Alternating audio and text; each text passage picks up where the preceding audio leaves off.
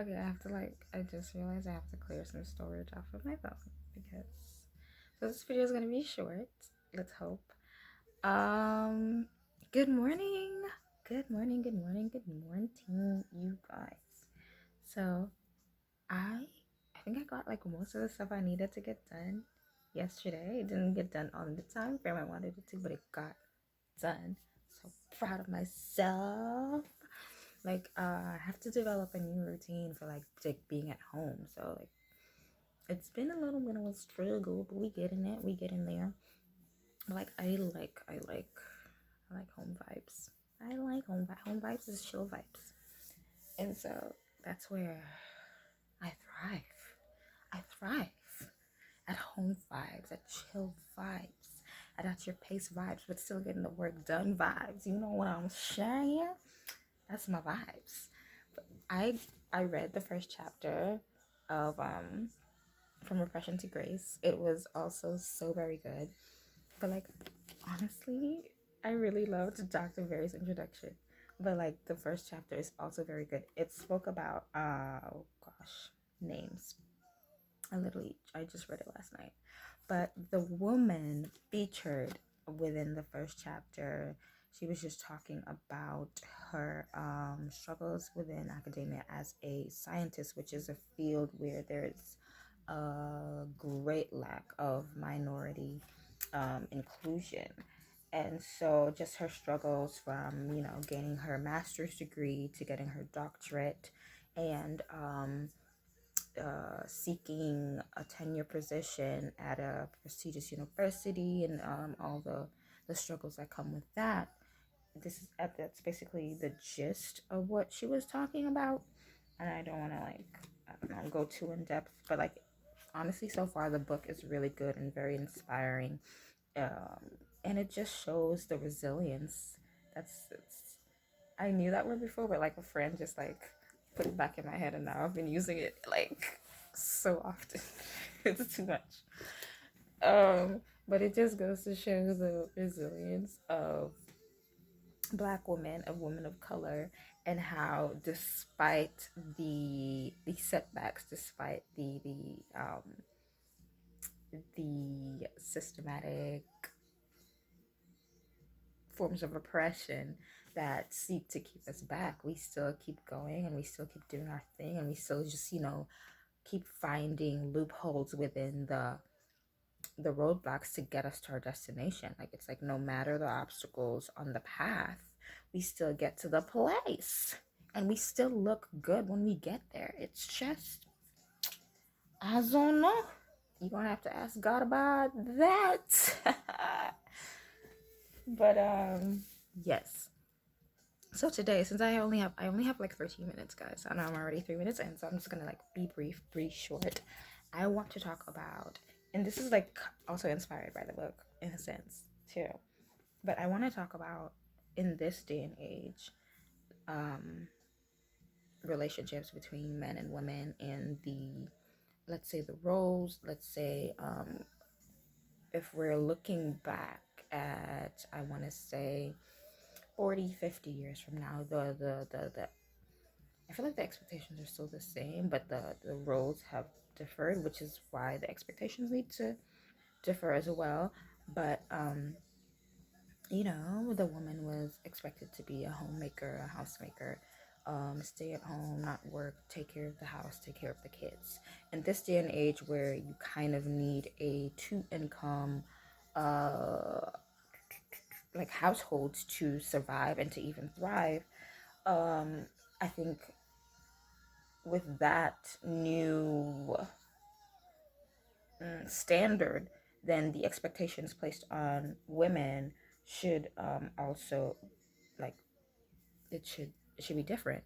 And so if as a woman I am putting in 40 hours at my job, and so are you, if as a woman I am, in the board meetings, if as a woman, like, I'm doing the same things that you're doing when it comes to the outside world, probably getting paid less on the dollar for it, then I feel like the expectations of me as a woman at home should then also differ. Now, I just naturally think that women, this may be problematic, but this is for me personally. I just, some things, I just like, just let me do it. Like in the crib, just let me do it. Cause you're not gonna, like, don't hang the curtains or don't, like, honestly, just let me do it. Because I'm gonna come back after. And if that's gonna offend you, then just let me do it. Okay, like, let me do, you have some input with certain design things, but just let me do that type of stuff. Which is, I don't know, maybe a bias, or maybe I'm like totally defeating my point right now. But I'm just saying, when it comes to certain aspects within taking care of the house and raising children, I feel like there needs to be a sense of equity, which my friend, I don't know if I should mention her name. I really have to ask people if I can mention their name on this thing. But like my friend, she brought up in a group chat on the difference between equality and equity, and you know, I'll try to like place that in the description box, the definitions. But at least there should be a discussion on what we're willing to do, and I feel like that is equity. Like, because as it, there shouldn't just be general expectations, but there should be conversations on um like what we're willing to handle, because my strength as a woman may not necessarily be cooking, even though that's an expectation of me. Like the man may very well be better at that. And so I'm not saying that's common, but like it happens. It's a thing. My dad was a cook, he was a chef, and like, I'm not saying my mom can't cook. My mom is an amazing cook, but like he was in the kitchen out here chefing it up too, you know, and like still does to this day. So I'm just saying, like, there should be a conversation on not necessarily even expectations, but a conversation on the roles that we're willing to take the majority of ownership or responsibility for. And it shouldn't be based on gender, but just be based on what we're best able to do. Like, it's for the efficiency of the household, and not just because I'm a woman I'm supposed to do this, or because I'm a man I'm supposed to do that. It's just what makes the house run better, what makes peace and love dwell here better. And you know, so as it should be a conversation, as opposed to just coming into the relationship, marriage, whatever it is you're in, with unspoken expectations or just expectations. That leads to disappointment. It leads to discourse. It leads to, why am I talking like I've been in like so many long-term committed relations? But that's just what you can learn from observation. And honestly, I've seen this within my own family history, um, and you know, other forms of observation. And I just know what I want to do in my future marriage, which is just have the conversation on, you know, I'm willing to do this. Okay, you're better with finances. Okay, then you handle the budget. I'm better with, you know, like folding and taking care of the things in the house, and I'll do that. I would personally prefer if we share the load when it comes to cooking. I would personally prefer if we share the load when it comes to, you know, the changing of the diapers. I understand that as a woman, there are certain things that just naturally we're gonna take a majority of the responsibility for, because that we are particular in certain ways, and we like things done in certain ways. And then just men, just like sometimes, I don't want to make generalizations here, but sometimes you don't really care about the details of certain aspects of the household, and as a woman you just want to, you know, take ownership of that. But I just feel like a man willing to help, and which was what we're called to do in the first place, is to be each other's helpmates. I know the woman was created to be Adam's helpmate, but I feel like since um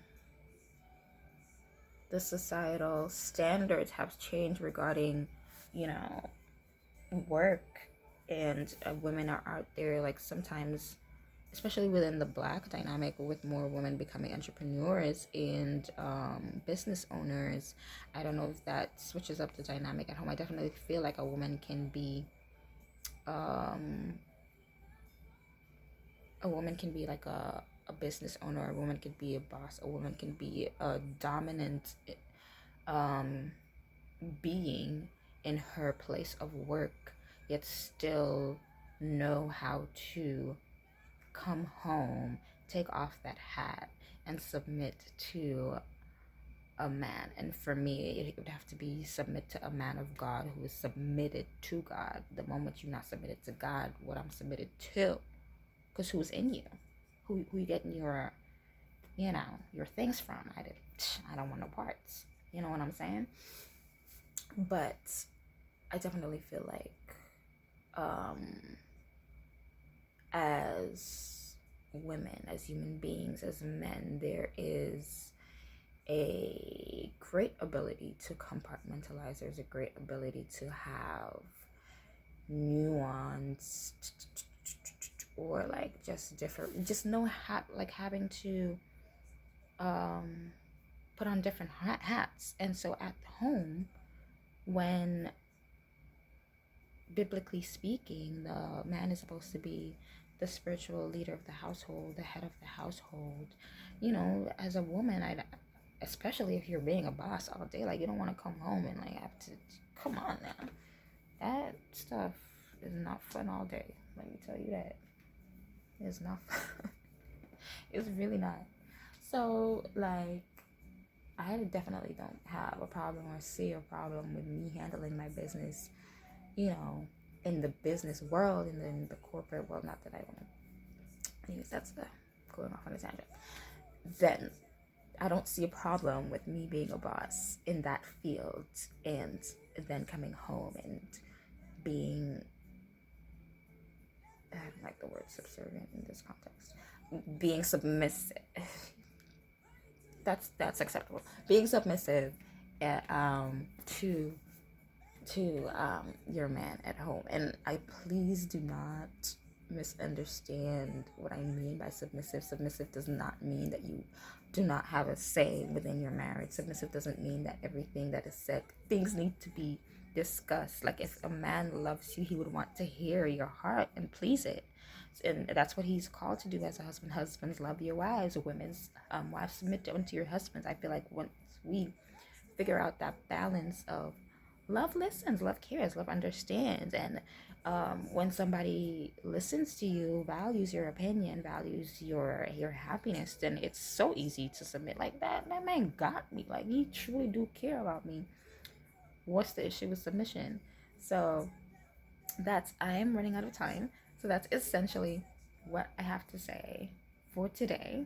I'm gonna like clear up my storage and try to get more space to record these videos for the future. But y'all have a good day. Remember, I love you all, but God loves you more. He really does.